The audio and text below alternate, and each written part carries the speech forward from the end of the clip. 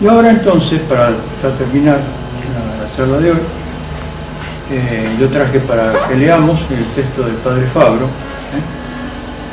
que está sacado de su obra Breve Introducción al Tomismo. Es un texto interesante, si alguno lo quiere leer.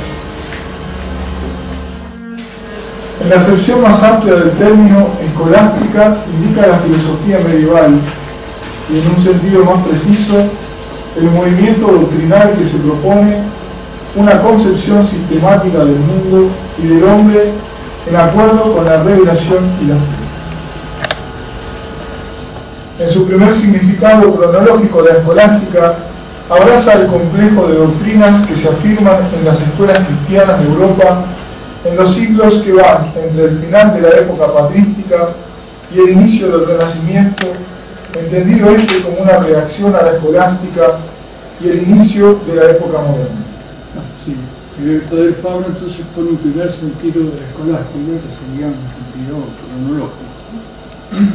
Va más o menos del siglo VIII al siglo XIV, un poquito más, siglo XV.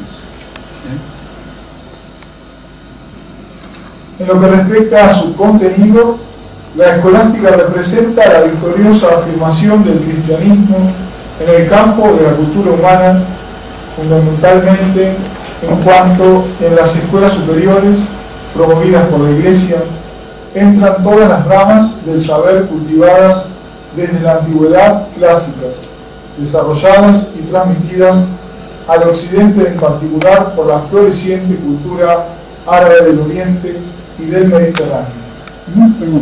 Es muy importante esto, ¿no? La carta de Fabro.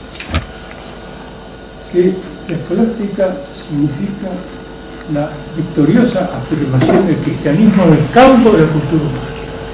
Yo creo que eso es lo que hace que la escolástica sea perenne, ¿no? Y que tenga una vigencia, porque los cristianos necesitamos permanentemente afirmar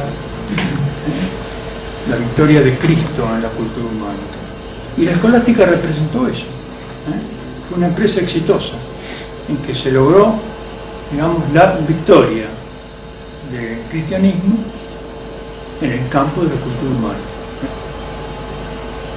Después, en cuanto todo el complejo edificio del saber es orientado en función de la concepción trascendente de la verdad y de la vida, y prepara una penetración siempre mayor o desarrollo de la verdad teológica. En consecuencia, cuanto al método, la escolástica se afirma por una parte en filosofía por una mayor y más directa adhesión a la realidad en la naturaleza y al ejercicio de la reflexión especulativa como tal, y por otra en teología, con una asunción positiva de los principios y de los resultados mismos de la especulación para la presentación, formulación y defensa del dogma revelado.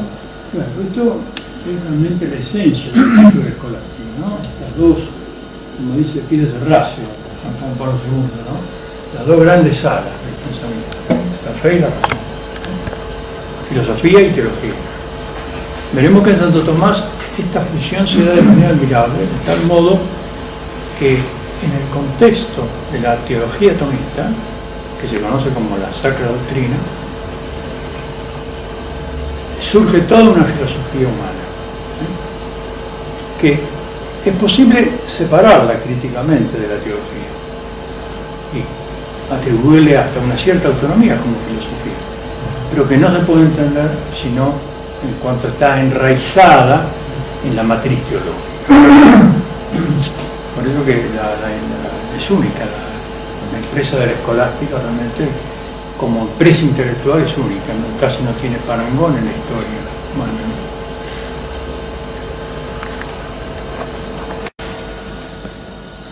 Por tanto, respecto del pensamiento clásico que se desarrolló fuera de la fe y por ende permaneció prisionero de la inmanencia de la razón humana, como respecto de la época patrística, apunta sobre todo a custodiar la integridad del dogma ante los ataques de las herejías. La escolástica representa un momento terminal y positivo de la reconciliación de la razón con la fe. Este también es un párrafo que merece un comentario que iremos viendo después, ¿no? En realidad, ¿de qué modo asume el cristianismo la filosofía precristiana? Es toda una historia larga, tortuosa, conflictiva. No siempre el pensamiento cristiano tuvo una actitud positiva frente al pensamiento precristiano. Y ahí se suscitaron una serie de conflictos, herejías, etc. La escolástica es como que viene a resolver todo eso. Y como bien dice acá Fabro, representa ese momento histórico, culmen, en que se reconcilia la razón con la fe. Muy importante. Es esta armonía de las dos esferas de la naturaleza y de la gracia, de la razón y de la fe, que tienen en tensión la conciencia del hombre en la situación histórica creada por la revelación, lo que constituye la característica o el resultado de la cultura medieval. Esta armonía es, en buena parte, preparada por la patrística, y por eso la patrística y la escolástica son los dos momentos complementarios y continuos de la misma conciencia cristiana en camino hacia un más íntimo conocimiento de la verdad divina.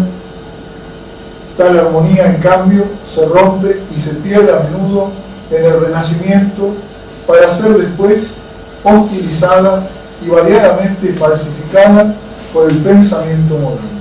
Esto también, ¿no? Es muy importante lo que dice Fabro, ¿no? Esta continuidad de patrística con escolástica, de tal modo que Fabro los considera como dos momentos de un mismo proceso. Ese proceso no es otro que el proceso de una tensa conciencia cristiana que va en camino cada vez más hacia la búsqueda de la verdad divina. Y ese camino no se interrumpe, ese camino es parte de nuestra vida. Y hoy nosotros tenemos que seguir un camino similar. Por eso la perennidad de Tomás, ¿no? Porque en este camino que tenemos que hacer nosotros, Él nos guía, nos va orientando, nos va alumbrando y nos va dando los elementos conceptuales fundamentales para una nueva síntesis, que será necesario alumbrar una nueva síntesis como la que hizo Tomás en el siglo XIII. En este sentido, el núcleo metódico de la escolástica reside, pues, en la positividad de la relación de razón y fe, y esto en un doble sentido. Primero, en cuanto la razón puede llevar a la fe, esto es, puede preparar la adhesión del hombre al objeto de fe y aclarar el significado de los términos del objeto mismo. Y después, en cuanto a su vez la fe ayuda a la razón en los momentos más arduos, colma las lagunas, explica las exigencias, satisface las aspiraciones que ella no está en condiciones de hacer. También es un párrafo que no tiene desperdicio, ¿no? Es decir, esa economía admirable entre razón y fe, ¿no? Es decir, una razón que busca la fe y al mismo tiempo una fe que completa la razón, ¿no? Sin que haya oposición entre ambas, sino al contrario, ¿no? Siempre esa armonía, ¿no? Esa armonía entre razón y fe. Esto de que dice que la razón puede llevar a la fe. ¿Qué quiere decir que puede llevar a la fe? Que la razón prepara a la recepción de la fe. Esto es muy importante. Lo que los padres hablaban de los preámbulos fide. La razón, cuando es recta, cuando discurre por caminos del ser, es una preparación evangélica, prepara a la recepción de la fe. Y por otro lado, la fe colma los defectos, las debilidades y las lagunas de la razón. Eso es muy importante, hoy sobre todo frente a una teología